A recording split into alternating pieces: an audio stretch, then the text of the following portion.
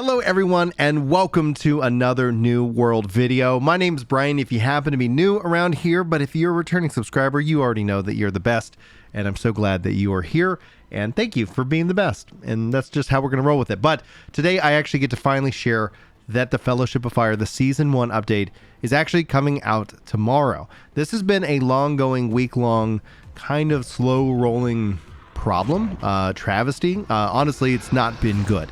But we've kind of covered that already and in several other videos here on the channel, so I don't want to rehash that here. It's finally coming tomorrow morning, and it's kicking off at 5 a.m. PDT, or if you're at Central Time, like us Texans here, that's going to be 7 a.m. in the morning. I'm going to go through this post and share with you guys all the information. I'm kind of excited that Redbird is going to be doing the introduction for this video here, so I'm gonna have to check that out after I film this video.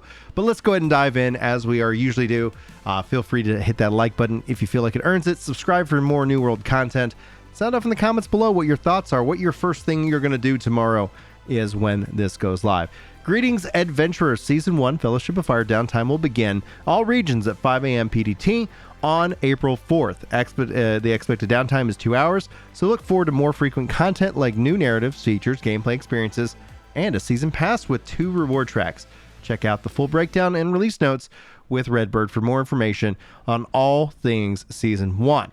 So, the Season Pass is going to give players a variety of ways to earn new titles, gear, and more, including 5 seasonal armor skin pieces, 1 seasonal armor pack 5 pieces, 9 seasonal weapon skins, and 6 seasonal tool skins, 1 seasonal emote, 1 camp skin, and our free track is available to all players, while the premium reward track offers extra rewards for additional purchase. The Season Pass also includes the introduction of the Season Journey, a series of tasks and challenges that send adventurers all around Eternum, plus the activity card where players can earn experience through mini objectives. The Season Pass ties into all of our seasonal content, including the Silver Crows storyline.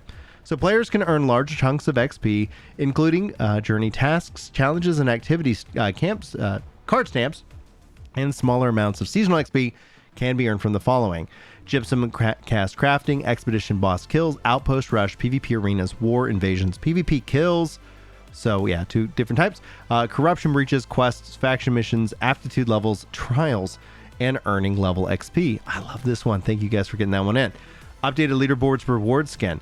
In response to players' feedback, we have altered the leaderboards reward skin to better fit the great accomplishment that it represents. With the new updated look, we hope to bring even more regal and aspiring quality into its hard-won item. We look forward to continued feedback from our leaderboard competitors on rewards for future seasons. For the balance in combat, the few combat balance topics have been on our radar and trending in the community: magic and range, and PvE weapon viability, weapon balance and PvP, equip load balance. Balance is an ever-evolving part of gameplay, and we will continue to make further adjustments based off of feedback to create the best possible experience for players. So, magic and ranged weapons have fallen behind melee weapons in PvE content, most notably the in-game content like mutators. And we are going to continue to strive for viability across all weapons through the following changes: increase bane power on magic and ranged weapons, 10% higher than what's possible on melee weapons. Adjusted mutators will no longer drop or disproportionately, if I could read, affect magic users. Remove the elemental damage reduction of 50 to 75%.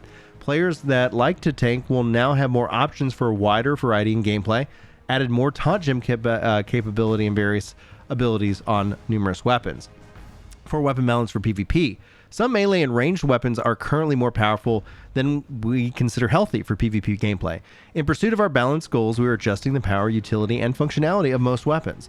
We're recalibrating the accuracy system to now affect shots on the musket, and shots now have a slight deviation on their trajectory so that their long-ranged shots are not as consistent when moving or firing without the accuracy perk.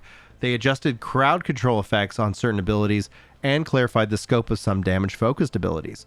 For the equipment load balance, we want to have a larger diversity of equipment loads and make more weapons viable for all playstyles. Ideally, these changes allow players to have more unique styles, off-meta builds, and personal preferences to participate in meaningful ways regardless of the game mode. They have adjusted damage mitigation formula for how Rend Fortify affect it. Also, they changed Rend and Fortify to directly scale off the player's armor rating. I think this is going to be a huge change, just FYI. adjustments for some of the player attribute threshold bonuses, and adjustments to the PvP mitigation formula to provide a better experience to a wider range of gear scores. They've also added the Silver Crows storyline. Join Grace O'Malley and assemble an elite team of mercenaries called the Silver Crows to help their first client, Sky the Spear Daughter, confront a powerful warlock in the Varangian horde, and halt their ambitions amidst the flames of the Ephirian Forge. They're also adding in the gear set storage, which we don't see here the price on, but I'm very excited to see what that looks like tomorrow. Need to quickly swap gear for mutated expeditions? Now you'll be able to save and switch between your favorite gear sets once you reach level 25. Additional slots can be earned through the season pass or purchased with Marks of Fortune. The new Heart Room ability Firestorm has been added, and this is where you create a tornado that damages targets in its path. You can also craft more powerful versions of the Heart Gem to fit your playstyle. The new expedition, Ephirian Forge, has been added. It's a new level 60 plus expedition set in the Great Cleave.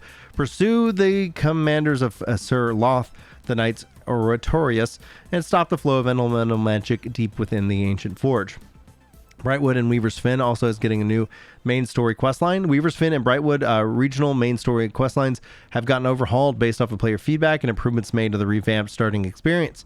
Experience the two familiar territories through a fresh narrative, more quest variety, and new surprises. Level 40 Weapon and Armor Quest 2.0. Enjoy the new and improved Level 40 Weapon and Armor Quest. Each quest will now require less travel and eliminations. Look forward to the fresh rewards, narratives, and so much more. For compensation notification, there's now an approved flow for players to be rewarded and claim special offerings from the team. This menu is accessible through the new in-game menu button. Look at the main menu and nav bar to find it. Previously, we had granted items of coin to players. Compensation would happen automatically on login. It was not always apparent that players had received anything.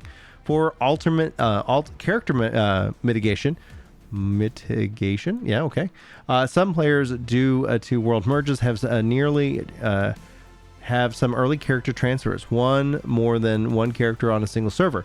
These players now have to declare only one of them as their PvP active character at a time, with a 3-day cooldown on switching PvP active status between characters. Only the PvP active character may flag for PvP or fight in a war, but all your characters, regardless of PvP active status, can still play Outpost Rush or arenas. This new restriction will keep alt characters from being used in an unfair advantage in that server's influence pushes for territory rewards. And they also said Season 1 Fellowship of Fire merch is available, showing your support for the Silver Crows outside of Eternum. Check out the full collection featuring t-shirts and hoodies at the Amazon store. Thanks everybody so much for the support.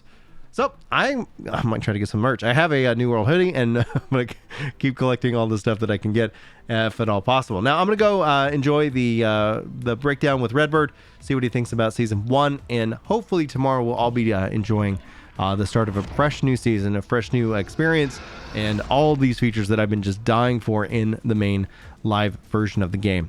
Appreciate everybody hanging out. Sorry about all the flubs, but that is what it is. I'm just trying to get this video out to you guys before I wrap up my day. I wish you guys all the wonderful best, and I hopefully will see you tomorrow.